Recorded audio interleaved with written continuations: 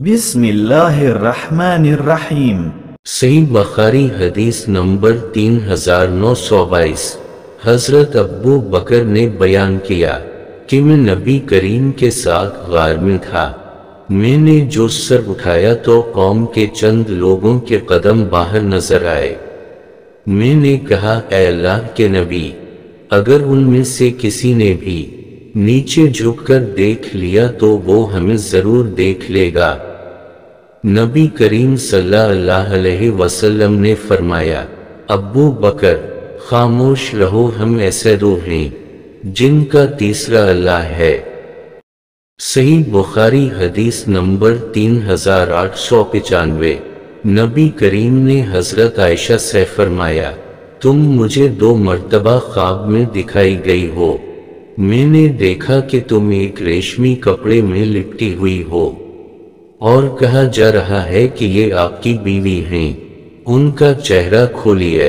میں نے چہرہ کھول کر دیکھا تو تم تھیں۔ میں نے سوچا کہ اگر یہ خواب اللہ تعالیٰ کی جانب سے ہے تو وہ خود اس کو پورا فرمائے گا۔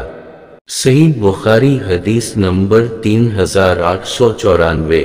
حضرت عائشہ نے بیان کیا کہ نبی کریم سے میرا نکاح جب ہوا تو میری عمر 6 سال کی تھی۔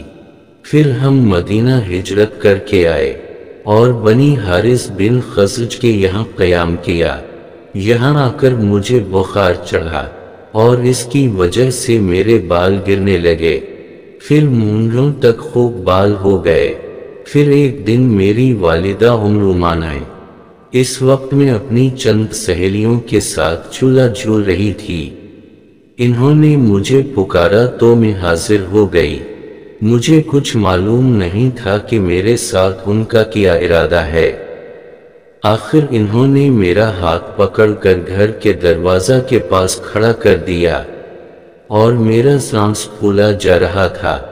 تھوڑی دیر میں جب مجھے کچھ سکون ہوا تو انہوں نے تھوڑا سا پانی لے کر میرے منہ اور سر پر پھیرا، پھر گھر کے اندر مجھے لے گئیں۔